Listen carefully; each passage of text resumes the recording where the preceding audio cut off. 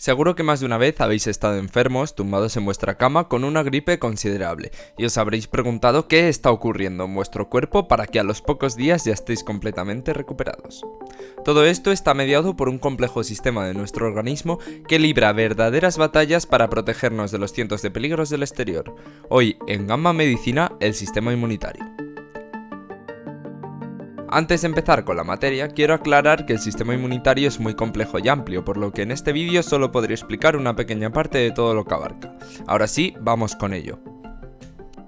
Para poder entender todo lo que compone al sistema inmunitario, tenemos que entender qué es. El sistema inmunitario es un heterogéneo sistema que abarca desde órganos como el timo hasta proteínas como los anticuerpos, con la principal función de protegernos de todos los peligros que acechan a nuestro organismo. Para que se entienda mejor, podemos imaginarnos a nosotros como una ciudad y al sistema inmunitario como los policías que se encargan de su protección. Con esta idea más clara podemos definir al sistema inmunitario como el encargado de dotar de inmunidad a nuestro organismo, es decir, de darnos la capacidad de resistir los ataques que puedan proceder del exterior como de nuestro propio cuerpo. Funcionalmente, el sistema inmunitario es capaz de desarrollar dos mecanismos de forma simultánea frente a los patógenos, la inmunidad innata y la inmunidad adquirida. La inmunidad innata, también conocida como inespecífica, es aquella que poseemos desde el nacimiento. Esta es el primer mecanismo que ponemos en marcha cuando nuestro organismo detecta algo extraño en nuestro cuerpo. Una característica importante de este tipo de inmunidad respecto a la adquirida que veremos posteriormente es que no se puede amplificar con la reexposición. Esto quiere decir que si nos volvemos a contagiar de una bacteria, la intensidad de defensa se mantendrá exactamente igual que cuando nos enfrentamos a la bacteria por primera vez. Volviendo al ejemplo de la ciudad, podríamos comparar la inmunidad innata con los ciudadanos que cuando ven que alguien está robándole la cartera a otro, actúan para que no se cometa dicho robo. En cuanto a la no amplicidad, si se vuelve a producir un robo menor a otra persona, la defensa será de la misma intensidad. Dentro de la inmunidad innata encontramos diferentes sistemas defensivos como las barreras externas, que son principalmente la piel y las mucosas que recubren nuestro aparato respiratorio y digestivo. Y además podemos encontrar diferentes tipos de glóbulos blancos o leucocitos. En cuanto a los glóbulos blancos, la mayoría se clasifican en la inmunidad innata, y según el aspecto o morfología externa que presenten los leucocitos bajo el microscopio, podemos diferenciarlos en dos grupos, granulocitos y agranulocitos. En los granulocitos, tal y como dice su nombre, podemos encontrar gránulos en el citoplasma celular y un núcleo más o menos segmentado. En este grupo podemos hacer una segunda división según el colorante que utilicemos para teñir dichas células. Si utilizamos un colorante de carácter neutro, es decir, un pH cercano a 7, las células que se tiñan por este serán neutrófilos. Estos glóbulos blancos son los más abundantes en la sangre, su núcleo es multilobulado y sus gránulos contienen principalmente lisocimas, hidrolasas y proteínas con actividad antibacteriana. Son los principales responsables de la respuesta inflamatoria aguda y ayudan a eliminar bacterias. Si el colorante utilizado es de pH ácido, tenemos eosinófilos.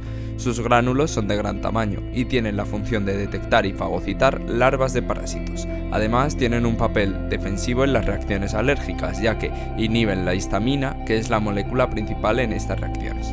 Y por último, si el colorante es de pH básico, tenemos basófilos.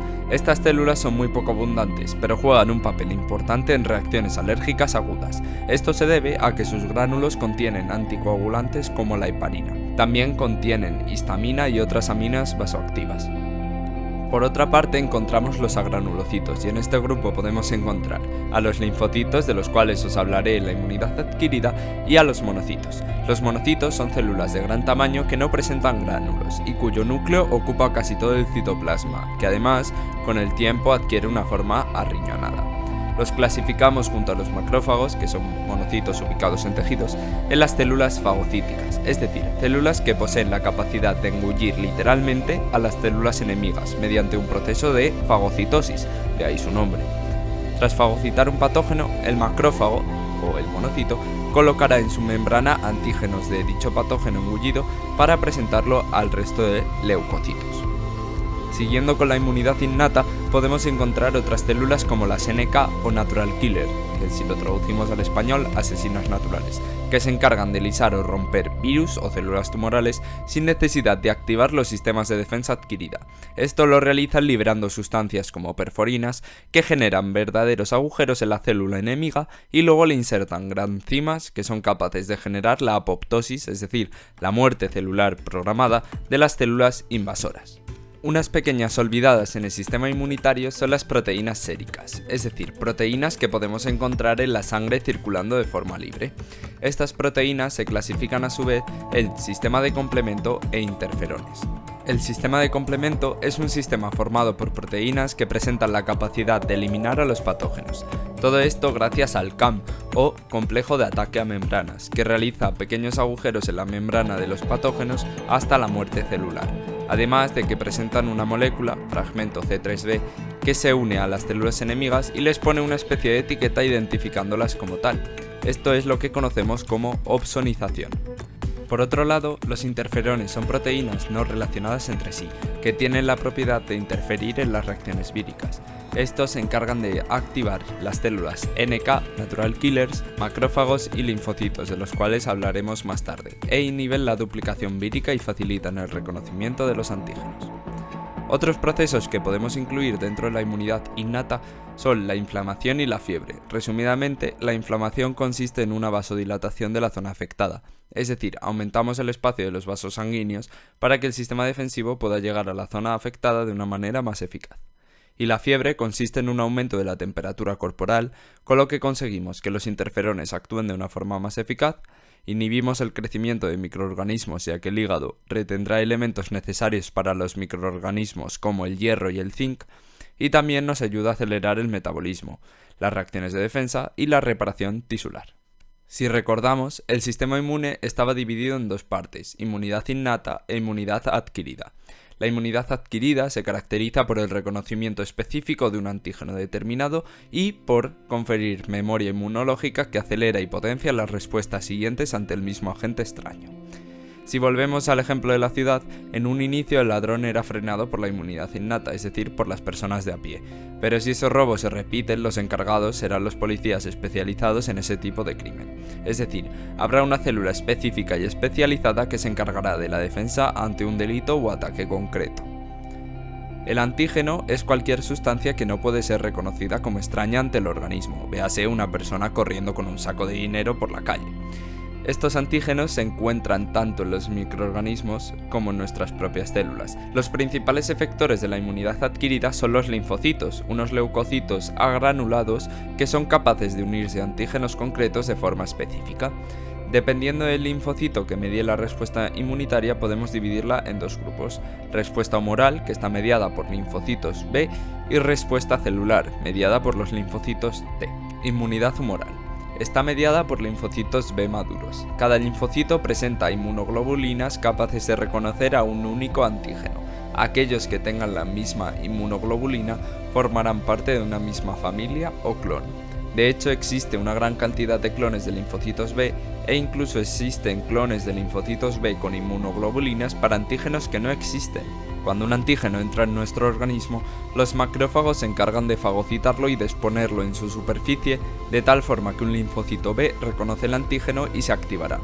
Una vez que se encuentre activo, pasará por unos procesos y comenzará a secretar inmunoglobulinas o anticuerpos contra ese antígeno específico. Simultáneamente, algunos linfocitos B, en lugar de secretar anticuerpos, se almacenarán en forma de células de memoria. Así, cuando exista una reexposición al antígeno, la respuesta será muy rápida y las células de memoria se activarán para secretar anticuerpos directamente, sin necesidad de pasar por el proceso de fagocitosis del macrófago y de presentación del antígeno al linfocito. Gracias a esto podemos diferenciar una respuesta primaria, que es lenta y débil, y una secundaria, que es rápida e intensa. Este es el fundamento principal de las vacunas, en la que nos vemos expuestos al patógeno de diversas formas para que cuando nos volvamos a infectar actúe la respuesta secundaria. La inmunidad celular está mediada por los linfocitos T. Esta inmunidad es más compleja puesto que existen varios subtipos de linfocitos T. encontramos los linfocitos T helper, que ayudan a los linfocitos B, células NK y macrófagos a activarse y proliferar, sintetizando elementos como linfocinas, interferón gamma, etc. En la enfermedad del síndrome de inmunodeficiencia adquirida, se ven afectadas estas células al ser infectadas por el virus del SIDA, impidiendo realizar sus funciones. Los linfocitos T citotóxicos son como las células NK, pero para la inmunidad específica, utilizando un método similar para el ataque a células cancerosas y virus. Y los linfocitos T supresores son capaces de regular a los T citotóxicos evitando reacciones inmunitarias excesivas. Al igual que los linfocitos B, existen linfocitos T de memoria que están programados para reconocer al antígeno que desencadenó su formación y de esta forma mejorar la eficacia de la respuesta secundaria. Por último y más importante, espero que este vídeo os haya ayudado a comprender un poco más el fascinante funcionamiento del sistema inmunitario. Si tenéis alguna pregunta o sugerencia para futuros vídeos, no dudéis en hacérmela saber por los comentarios. Nos vemos en el siguiente vídeo.